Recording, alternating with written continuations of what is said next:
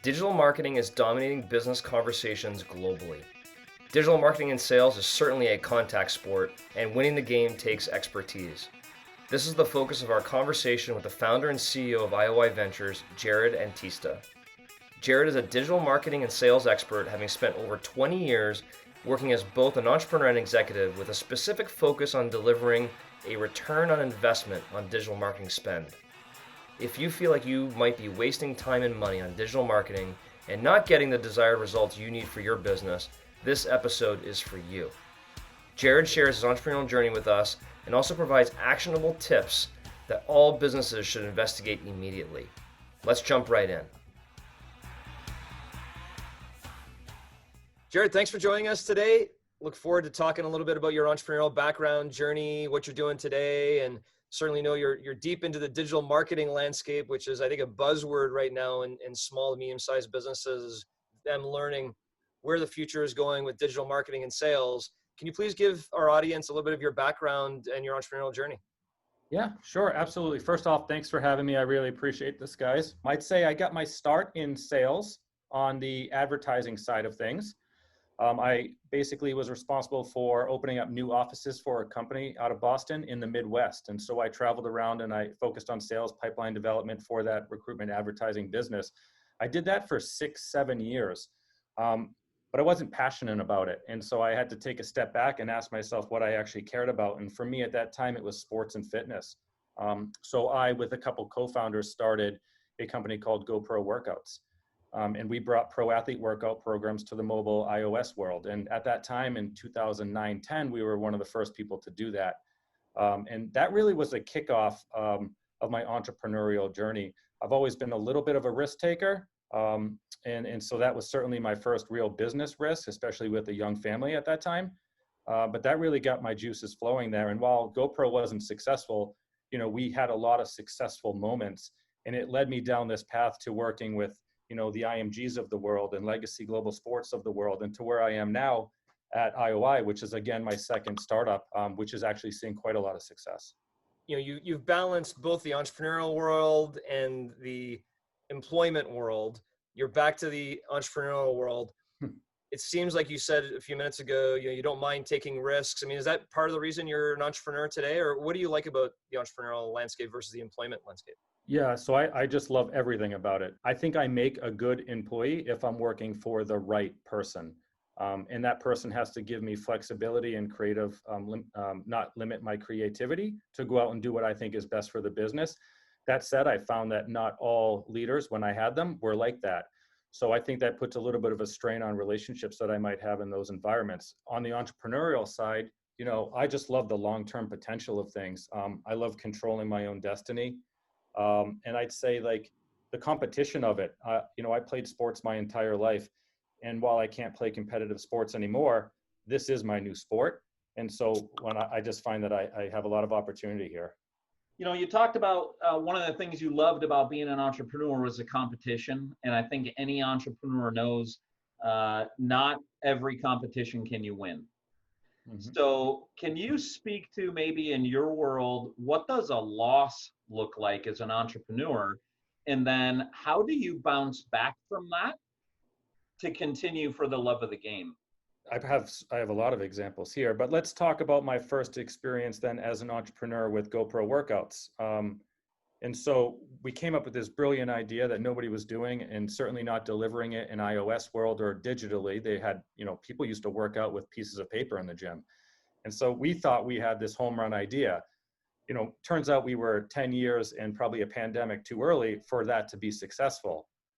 So for 7 years, we fought hard to introduce this new idea to people, and we weren't getting the reception that we probably thought we deserved at the time.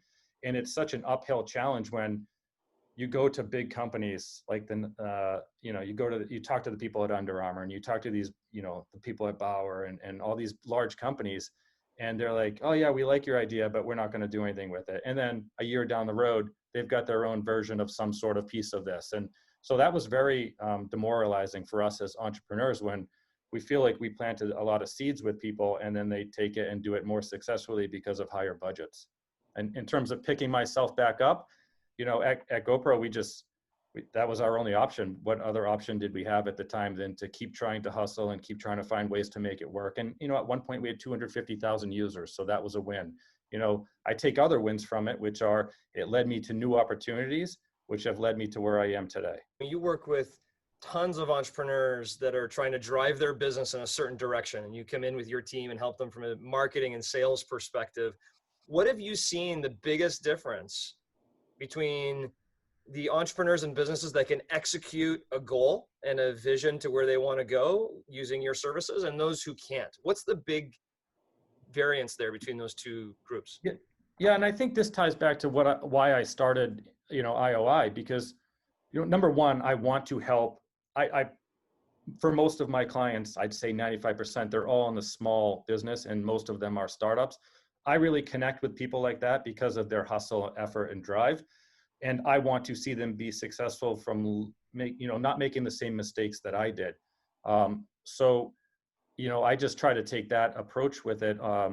Then what I do is, now there's so many new digital tools that we can use to get low cost of consumers, right? Like, I didn't have the opportunity to do Facebook lead form ads when I started, when we started GoPro workouts. They just didn't exist.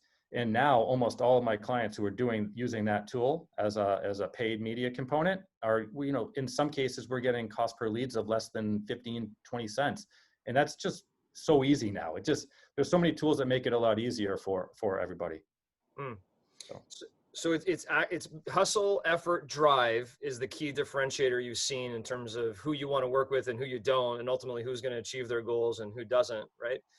Talk to us a little bit, because we didn't start off this way. I'd like to maybe come back to it. Can you tell our audience here, what is IOI? What does IOI stand for, and what does IOI do as a primary business? Let's track back to that. Yeah, sure. So IOI is a marketing agency, and there are hundreds and maybe thousands of marketing agencies out there. So when I started this, it really wasn't even that exciting to me, because I feel like everybody can do this. The difference is, a lot of marketing agency worry about things like, the visuals and the message and how pretty it looks. And that's all great, and it's important to a degree, but I care more about delivering results based on those things. So what I found is our niche is that we connect sales goals through marketing tactics, and not a lot of people do that. And so we have a full picture, right? Like, I know that somebody wants to sell 1,000 team entries at this event. I know what their budget is. I come up with a plan for how we're going to deliver on that. And we actually look at the metrics to make sure that it happens. And if it isn't happening, this is where I'm also unique, is that I'm trying to help these people grow their business, because I know how much they care about their business. So I put in a little bit more than what I say our counters do with most agencies, because I don't want to have my name attached to something that's not successful. Got it. And what does IOI stand for? It's integrity over income. And why? Where does that come into marketing? That's a long story. You probably need a whole podcast specifically on that. We got time. So for me personally, I'd rather help the little guy and the small guy who has integrity than than people who just throw a lot of money at something. I relate to the people who are, putting their lives on hold or pause or taking a risk, and maybe they don't have these big $7 million budgets. So I just try to work with whatever I can to deliver results for those people, and I try to do it with the best intentions of everybody. Okay, so let's elaborate on that for a second. So if I'm a small business, I have a limited budget. Yep. Even giving you $1,000 or $2,000 or $10,000 is a big risk to a small business. To them. How do you protect that small business and make sure that investment was worthwhile? Yeah, so this is an interesting one, because as I scale and I bring on clients that might be on a monthly retainer rate that are higher than what I first started doing, I too struggle with this. But my perception is I don't want to leave anyone out. So it's probably a fault, and it's probably something that works to my advantage. But if you give me $1,000, I'm going to show you what I can do with $1,000. And so then what's happened in almost all of our cases is they start small, but they get big. Because once I show a return on investment, they're like, well, if you can do it with one, what can you do with three? And so, it's a constant like movement in that direction. We've never had people really scale down budgets in any way. So it must be a good sign that we know what we're doing. So ultimately it's return on investment. Yeah, it has to be. From a digital marketing perspective, one of the ways that you and I first connected, and I can vividly remember when we were sitting down for our first meeting, and I think I asked you that exact question. If I give you $1,000, what will you do with it? And you appropriately convinced me that you would turn that $1,000 into 3,000 or 5,000. And when I started giving you those dollars, as example, we talked about a football example earlier, and we said, okay, here's some budget. You effectively were able to get that return on investment. And back when I was a younger entrepreneur, we used to do direct mail. And Rich, you probably remember that, right? And Yeah. I'll use Valpak as an example because everybody used to get the Valpak package in the mail. And if it cost $1,000 to go to 10,000 households or whatever it would be, we would estimate there's going to be a 1.2% response rate. That's going to give me 10 leads. I'm going to go do 8 estimates. I'm going to land 4 jobs, and that's going to generate X amount. And then the next month, okay, well, I'm going to do $2,000 in Valpak. Does that work? And you keep spending more money. Is that the same way that the digital marketing and sales landscape works today in a more digital world? Yeah, no, it's not a different concept in any way. We're just using digital channels to get there. And I think what is easier for us is that we're able to pivot more quickly because things are digital. So assume I have a website and I like that website. And so I'm ready to send traffic to that landing page to convert form fill outs and leads, right? I might throw an email campaign up in Woodpecker for a B2B. I might go to LinkedIn. I might also go to Facebook, Instagram, Twitter, and TikTok and spend some money.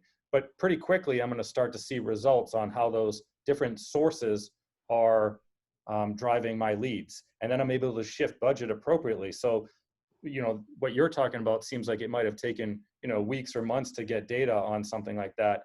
And what I can see is in a week or two, I can A/B test a landing page and tell you which page is going to be better. And then I can tell you that Facebook's working with moms and Instagram's working with kids. So we're gonna tweak our budgets appropriately. So it's a lot faster now. And plus everything is measurable in Google Analytics and things like that. So with most of my clients being youth sport based at this point, they're not exactly always up to speed on some of these measurement tools. And when I start to give them insight into things that are actually happening, it's a whole new world for them.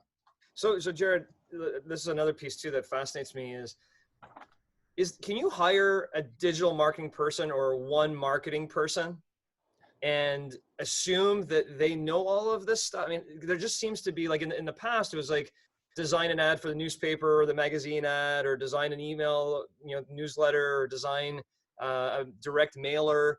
And it seemed to be that a marketing person was able to take those skills and execute it for your firm. It seems like today there's no one person who actually can get all of these skill sets that you just articulated, and you can hire them into your company and have that one person that does it for you. Yeah, I mean, selfishly speaking, I don't think it's a good move for customers anymore, because you have to get really good at all of these little areas, right? Like somebody might be good in website development from a CMS perspective, right? You might be good on sites. It's very hard to find someone who's good on sites, social, analytics and BI, sales, connectivity and lead gen, email marketing, all of that. First of all, even if you are good, like I would consider myself fairly good at all of those things, not great at everything, but I'm pretty confident in almost all of them, right? But from a time perspective, it's impossible for a business to rely on one person to do all of those things successfully. And then you think of the cost, right? To hire a marketing manager, probably $55,000 to $75,000 a year, plus load potentially, and they're never going to be good at all those things. And even if they were, they have no time to do all those things. So the alternative is, why not come work with someone like us on the same rate, but you get my whole team of 11, where we're all specialists in our own areas, and we all have the best intentions still for your business because of what we stand for. And then I feel like it's a no-brainer. And ultimately gets a better return on investment. No question. Measure it.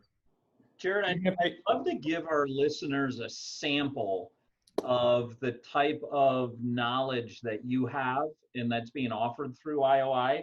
If you wouldn't mind, if I was taking notes and I wrote down 4 of the things that you mentioned. Okay.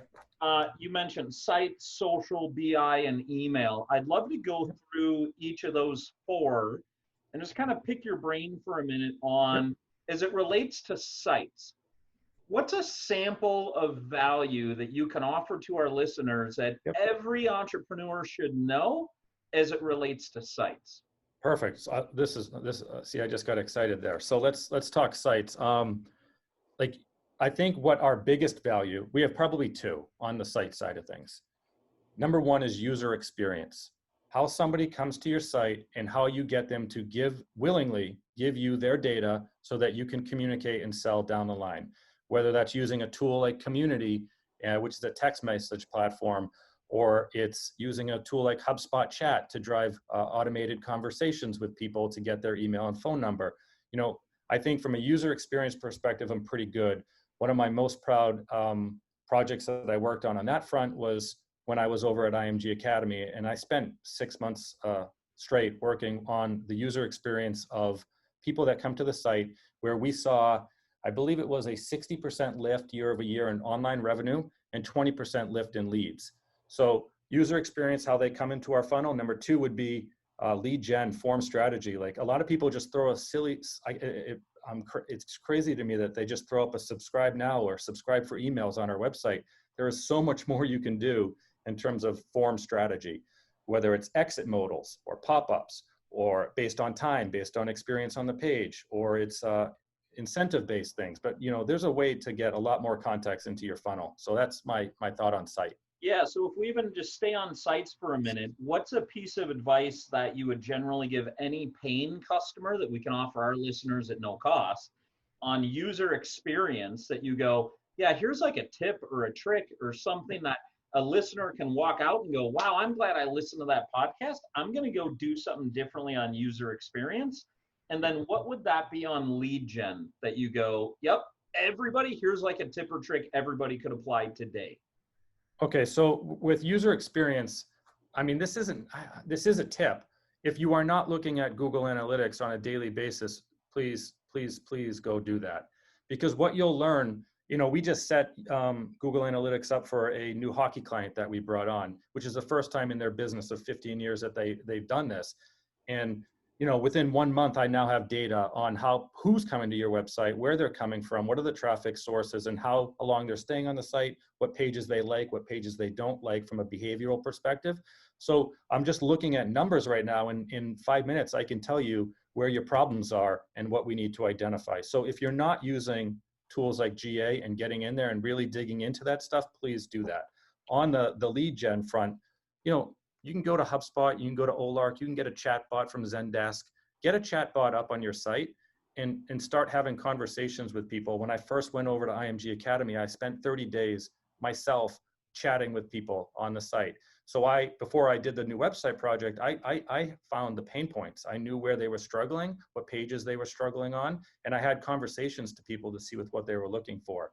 So not only can you learn from conversations, but you can set up automated chats to get emails, and then you're going to start to build your database and your CRM. Amazing. So sites, you go Google Analytics and chatbot. If you're not into those, get on it. What would be something on the social side that you go, here's a tip or a trick or a tool that every entrepreneur should know and that they could do something with today after listening? All right. So, I mean, again, usually for me, it comes down to tooling that's attached to social. So two things. A lot of people, if they don't have the appropriate number of followers, can't really do swipe up or to get to a link or an outbound link. So you have to do like link in bio is what people mostly say. But usually what happens is you can only do one link in a bio on Instagram as an example. So what you would want to do is use a tool like Linktree, which will allow you to have one link in the bio, but when they click it, it opens up a new window, which will have multiple links.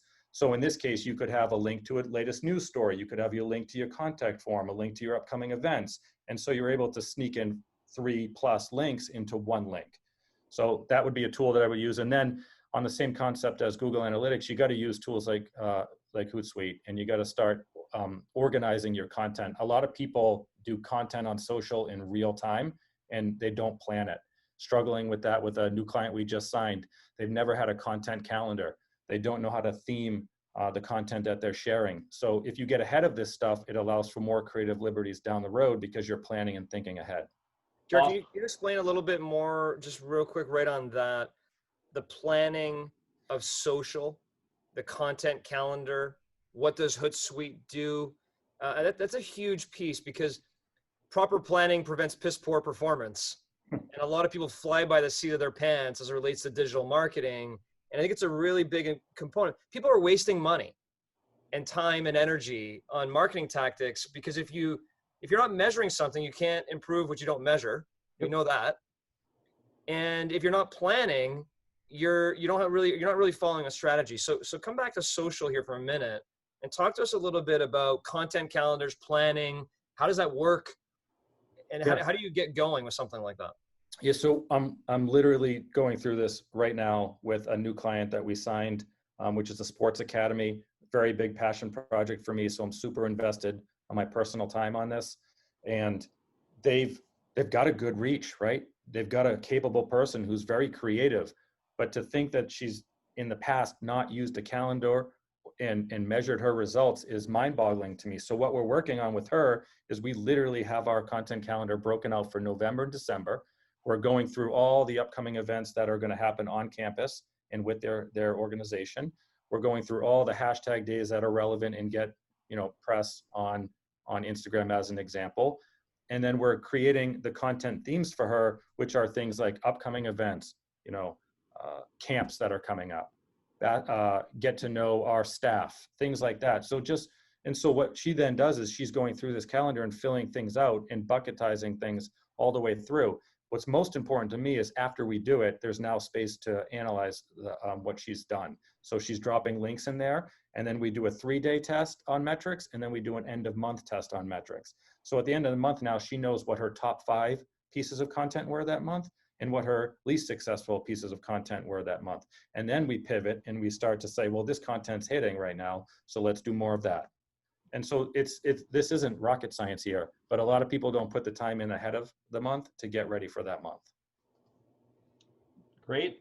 And let's move to BI, and then we'll end on email. What would be a BI tip, trick that a listener could apply today? Perfect. So assuming they've fixed their user experience and they're using things like chatbot and proper form strategy, right? Their website should be built to generate leads, right? So BI comes into play next because now we have this great experience online. We're pushing people to get their contact information. And then we've got the form fillouts, which need to, in Google Analytics, be set up as goals. So goal setting would be the BI tip. You go into, it's literally called conversions goals, and you can go set up a new goal. So if anyone goes to their Google Analytics instance and sees conversions and they don't have a funnel and they don't have goals set up, that's step 3. Because that will start to tell you which pages are converting, which sources are converting. So then what most people will find is that organic search, this is a good segue to SEO. Organic search is usually your best driver of time on site. It shows intent from the user. It's usually your best source of lead generation. So the better you are on search is the more probable that you'll start to get more lead forms. Great. And then what percentage of small businesses do you think use conversions and goal tracking in Google Analytics? This is a guess, but I'm going to say 15% or less. Wow.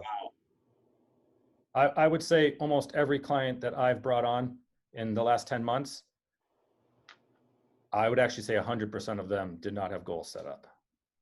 So I want to just come back to what I said earlier.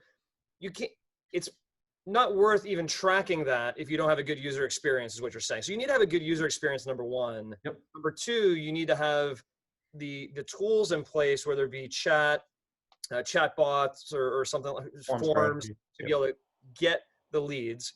But then once you start that and you get those first 2 steps going from a business intelligence perspective, and what Rich asked, if you're not then tracking your goals and conversions using Google Analytics, you're missing the end of the track there.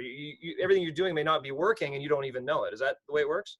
It is, but it even gets worse, right? Because assuming you did those 3 things correctly, what happens is a lot of people get form fillouts and they might throw those emails into like one mass market email send per month, right? Like what are you doing with those leads once they come in? And that's where the whole world of like HubSpot and the CRM comes into play, and your nurturing campaigns in there, and how you're communicating with them and what tools you're using within HubSpot to do that. So it's a whole full picture. But I mean, those first three things of getting UX right, form strategy right, and measuring is going to be your first step. And then it's how you communicate with those leads that come in.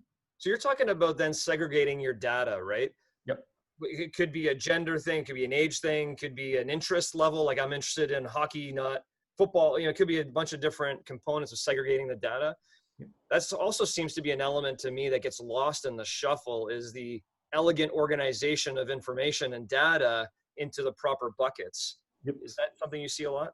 Great example. Just signed a new client. They did not use a CRM. They had a forum. They had forums all over their website, not strategically thought of. Like you would get a pop-up after 1 second of being on the site, which is like a big no-no. You have to give them time to at least decide whether they like you or not yet. And so all of those forms that were getting filled out, because I was now the new marketing lead for this business, I'm getting notifications all day long of form fill-outs. So I contact their team and I say, what are you guys doing with these? And then it turned into like one person gets it. She then forwards it to the appropriate person in that department. Then it's gone. The trail's gone. So I said, stop. We need to get you set up on a CRM. Depending on the categories and fields of which are being selected by that person, I will personally have them sent to the right person. So I'm removing this person as the middle person. And then I'm also setting up automated reply emails. So I buy them 24 hours of time. And now we're working through our sales flow of like how we're going to communicate and what we're going to say to them. So yeah.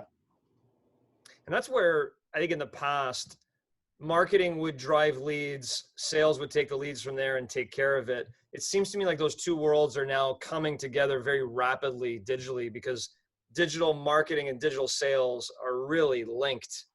Yep. No question. I mean, that's what makes us unique, I think, is number one, selfishly, I don't want to do all this great marketing work and then see a lead drop off. When I know that marketing can still have an impact on the sales performance within sales tools like CRMs. And that reminds me too, and Rich and I's favorite sales training video is Glengarry Glen Ross, right? And these leads are gold. Yeah.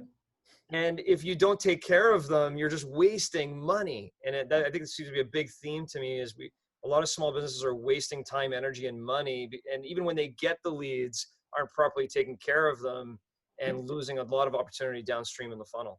I have one client who runs a very successful business, and we identified in their, they were using a CRM in the one I like in HubSpot, and we identified thousands of leads that were not followed up on, just nothing, just a lead in. And that's because marketing and sales were not communicating. John, pop quiz. A, B, C. Always be closing. Bingo. A, always. B, C, closing. If we go to email, Jared, what's the tip or trick or something people could apply differently after this podcast? Yeah, so, I'm kind of transitioning a lot away from mass market, pretty doctored up emails. I'm not 100% sure that I'm right on this yet, but I'm getting the feeling that I am. So, and that's through data, by the way. So I'm moving away from the HubSpot and MailChimp and Constant Contact prettied emails that clutter all of our inboxes now. I'm sure if you guys all go to your inboxes, you're going to see hundreds of emails that you don't want to get in there. And so I'm moving away from that and using tools like Woodpecker, which is a B2B cold tool. And so instead of it looking pretty, it's text-based. It connects to your Office or Gmail instance.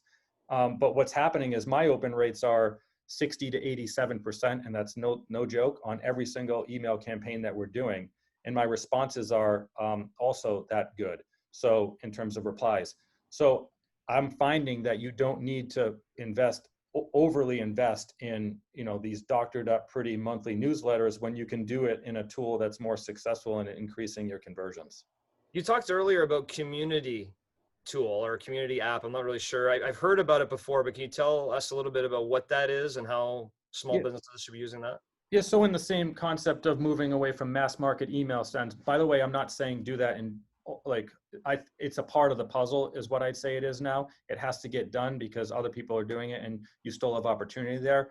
But I think I'm trying to push people into that SMS world, mostly because of deliverability, and an email inbox is so clouded now. But if you're going to opt into my text community where, you and I feel connected because I'm sharing deeper content with you, it's showing up on your phone as a one-on-one text. That's what community does.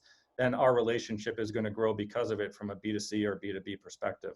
So aren't we also facing the reality that the next generation upcoming just does not use email? I don't know. I don't have any stats on that, but I know that people are more connected to their mobile devices, and text message has 95% plus open rates when emails. If you do a standard email, you'd be lucky to have 20 to 30%. Like if you did a MailChimp email. If you do a Woodpecker, if people take Woodpecker and start testing that, most likely they'll see, 50+% open rates. But I want to be 90% sure that John sees my message that I'm trying to communicate with him on text. Jared, thank you for the sample on all four of those. I think our listeners are going to get a lot of value, and I'm sure driving some traffic to those websites and maybe even driving traffic to you. When you talked about Woodpecker and being text-based, and John referenced a whole generation that may not even be checking email, can you speak from a visionary sense? What do you see happening in the digital marketing industry when text becomes overused and people figure out how to filter that? Like, what would be the next thing that you could see on the forefront?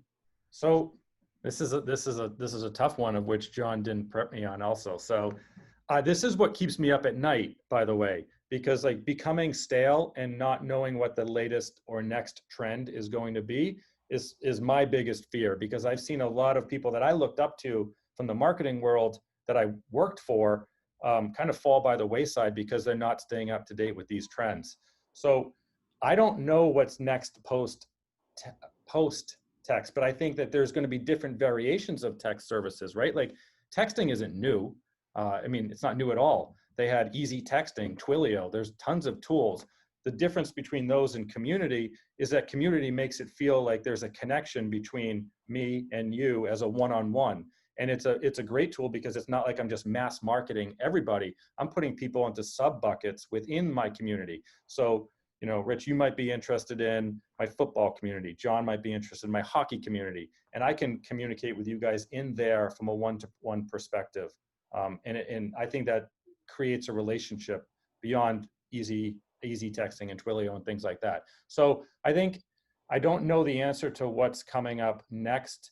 But I think it's always going to include all of these tools, from email to texting to your user experience on your website, and then to the CRM and how you communicate with people on the sales side. Which I think speaks back to the earlier conversation we were having, which was back in the day, it was put a newspaper ad, get in this magazine, and send direct mail. And now there's literally thousands of different options, all which are measurable and all which can deliver a good return on investment if you know what you're doing. Yeah, exactly. Exactly. Some of what you spoke to in the future of text-based is almost like this opt-in community level text messaging, where you ask to be part of a particular community that then pushes out information in that way. Have you had any experience on pull-based marketing versus push, on some of the differences and trends there, where someone goes out to go seek something out and pulls it, how you advertise differently to that group versus somebody that opts in and then you're allowed to push them whatever you want when you want? Yeah, that's not really, I think the message just changes slightly in that situation, where I think we need to talk about it as from an individual perspective of like, give me a business. What are we trying to sell in this case? We trying to push a sports event? What is it? Oh, landscaping. Ooh, okay. I don't have any landscaping clients, but so the difference. Pick another one. Let's make No, it. No. Let's do it. Let's do landscape. By the way, yes, you do, Jared. You have manscapelandscape.com. Does that company make any revenue yet? No, but it's a cool name. So people opting into landscaping messaging versus us just trying to attract them like through paid or something like that, right? Yeah. How do you tailor that message differently? Yeah. So That's a great, okay. So, I mean, if you're trying to attract new customers, you have to be pretty broad in your messaging from paid perspective, right? Like you're trying to pull people in to get to that point where they are giving you your information. If someone's opting into like a SMS community sort of thing, you can really start to customize that conversation with that person, right? And you probably could do it through automated messages and automated chats. So, hey, Rich, how big's your yard? Oh, it's 1 acre. How would you give it a ranking? And so like you could start to create this conversation inside the text, right? You think your yard's currently a 6, you want to get it to an 8, your wife likes this sort of flower. We could start to communicate within the texting service so that we're creating this relationship where you are starting to feel like I really care about you as my consumer. On the other side is I'm just trying to create exciting content that's going to pull you in, get you to click, and then I'm hoping my user experience on my site is going to drive you to fill out a form. And then we'll kind of get you to that next level. I think that's a great note. I took notes as you were talking, that broad in pull-based marketing, because you don't really know what their interests are and you're trying to draw them in, versus you can get more narrow in an opt-in push-based marketing because you already know the community's interested and what they're interested in more details. And you want to get more narrow in that type of marketing where somebody's opted in for it.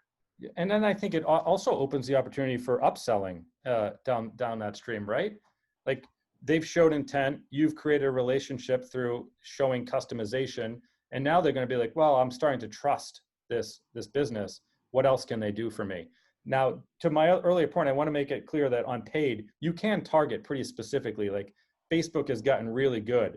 And so I do spend a lot of my time trying to narrow my targeting. Like it's not just me going after ice hockey parents anymore, right? Like I'm going after ice hockey parents who live in certain geos, who are making 5% in the top revenue, who have kids that are 13 to 17. So I know I'm going to the right person. I just got to hook them with good creative to get them to my landing page.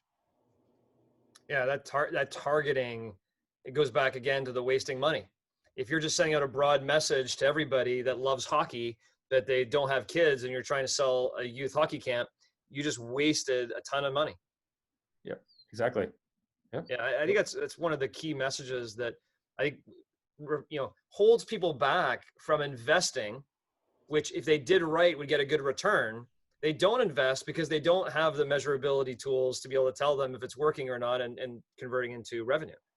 So I think it all comes back to that measurability component of digital marketing, which is fascinating. Yeah, and the targeting is really good now. I'd say Facebook goes through waves of it being more challenging than sometimes it's great, sometimes it's not great, sometimes I love them, sometimes I hate them. One client of mine, we were working on a website project. We didn't have an opportunity yet to even get that website up. COVID hit, they needed to make revenue. So we quickly used Facebook and Instagram lead form ads to drive to a Zoom. So in this case, I didn't even have a site. And that was one of our most successful campaigns. We were pulling in 11-cent leads. They were converting 50% of Zoom visitors to paying customers, and they were having 95% retention rates. So it means they delivered a great product, which is easier for me. And so in that case, like we didn't even get to do the full picture, but because I could target great on Facebook, I could get them the leads they needed to convert. That's great. I want to bring things full circle real quick, if you don't mind, on you had mentioned when you were in the sales advertising business, the first thing, and you said you weren't passionate about it. Yep. So you had to move on and you started GoPro. I'd love to hear you just tap into your absolute passion in what you're doing today. Why are you so passionate about what you do? And how does it fill a need for a space that entrepreneurs have? Yeah. I'm passionate about two things. Number one, I'm passionate about growing something that didn't exist before, or the opportunity to grow something that didn't previously exist. My job is now my competition in my athletics. So when I used to be able to go compete with somebody in a field and try to beat them, now I try to do that in the business world. Like, and if you come onto my team as a client, like I consider myself an extension of your team. So I'm passionate about your business. That said, I only take on businesses that I can get behind right now. So like, that's super important to me. Someone could come here and offer me a $20,000 monthly retainer. And if I feel like I can't do it right, I'm not going to take it on. So I have to feel like I'm behind your business. But when I am and when my team is, man, we really are. And so that gets me up every day. Like no day is, every day is different here. Like, and it's super exciting. One day I can be talking to an influencer about growing her downloads to her new music career. The next day I can be pushing a new event that's gonna compete at the Women's Basketball Hall of Fame. Like this is super exciting to me. So I'm never bored. So Jared, I mean, growing a business is tough. Yeah. And, you know, as an entrepreneur, you're now going through that growth phase. I know just from talking to you, you know, before this call that you even had to put your list of new customers on hold for a period of time to catch up because of the waiting list and demand of people that really need more of this and to grow their businesses. What has been your biggest challenge in this new venture and chapter as you experience this growth for you as an entrepreneur? Not the business, but for you. For me, so my biggest challenge is learning how to lead with all the scale and growth. When it was just me with a few clients, you know, 10 months ago, it's a lot different than what it is now with an 11-person team and, you know, pulling in, you know, we started at zero and now we're more than $60,000 monthly recurring revenue. So like my biggest challenge is operations. Like I used to think it was going to be new business. Like I was super worried. I couldn't sleep because I'm like, I got to go get new business. I got to go get clients. What I learned is that I found this little niche in connecting business goals and marketing tactics, sales goals and marketing tactics, specifically in youth sports. And so what I'm finding is business comes my way. So that's not a problem anymore. The problem is how I'm going to scale the way I think about things across all of my clients. So it's operations. So talk to me about that. What specifically in operations is the hardest thing to scale? Is it tools, talent, capital? What's the biggest thing that you find is a challenge for you as an entrepreneur? Yeah, I think I have a unique perspective. I certainly have a ton of flaws. But I think I bring a unique perspective to businesses.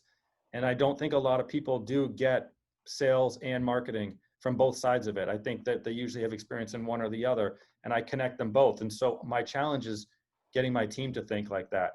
I have a lot of people who are skilled in certain areas, brand, website development, even social creative content.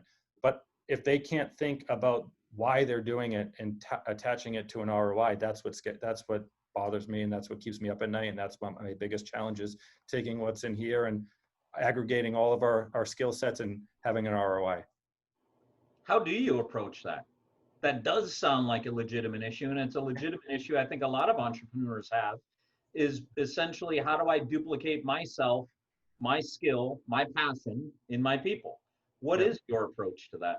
So I'm working through it. If I'm being totally honest with you, I'm working through it. I'm trying to hire different people that I think can like lead my team in certain areas so I don't have to. So I'm trying to hire the right people. I'm also trying to take a step back, as John noted, like at some point I have to take a slight step back from I have people that do want to work with me that I'm going to have to put on a wait list for a couple months while I get this foundational stuff in place so that we can scale effectively. So that's hard for any business to do, right? Like to turn down opportunities for revenue. But I think we're in a good place, and I know we're built to be in a better place. But I do need to take a slight step back and get this foundational stuff set up so that we can just kill it for everybody. That's inspiring. I think there are a lot of listeners who wish they were in your place, where they had a problem of turning down revenue, right? There are a lot of people building their business that are where you were on, you know, grappling for the next contract and not keeping you awake at night. So congratulations on the success you've had up to this point. Appreciate it. No, it's been awesome. It's been an awesome 10-month ride. And Jared, I've been talking a lot through 2020 about finding your passion. Yep. And we're the three circles of what am I passionate about? What can I be the best in the world at? And what can drive my economic engine? It seems like you've found that. And you took that leap of faith saying, you know, I'm going to go start my own business. I'm going to get out there and be an entrepreneur. That must have also been scary. What would you say to somebody that's out there right now evaluating their career, looking at what they've done, looking at their skills and passion and saying, yeah, I want to be an entrepreneur. I want to run my own thing, but I don't know if I could do it. I have a family. I mean, you have a very large family as well. I mean, you took a big leap of faith and you are a risk taker, but what would you say to somebody who's afraid to make that jump? I am a risk taker, but I wasn't necessarily a risk taker until I took that first risk, John. So like GoPro was my first risk, right? So I kind of say like, you got to smile and you got to attack that risk. It's hard for people to do. I did it. I gave up a good paying job to make no money for 2 years with 2 kids. And I honestly, the second I did it, I just felt better about myself, regardless of the success of that company, because I felt like I was finally contributing and free on that front. So I did that. And then, you just got to grind until you find the solution. Like you can't give up. Like I feel like I don't know who quoted it.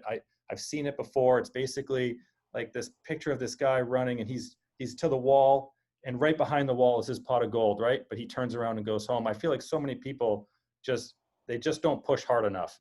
And so you gotta attack that risk and you gotta find that, you gotta keep going until you get there. Yeah, your business is called integrity over income. What you just talked about as well as passion over income. If you're going to be happier and you just keep going at it, you'll ultimately get across that wall. Yeah, and for me personally, like, do I want to make a good living? 100%. Will I sacrifice money to be happy? No question, all day long. So that's great. That's great, Jared.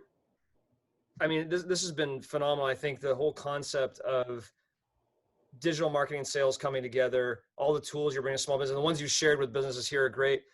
If I have a small, medium-sized business and I'd like to do an assessment of my current position, right?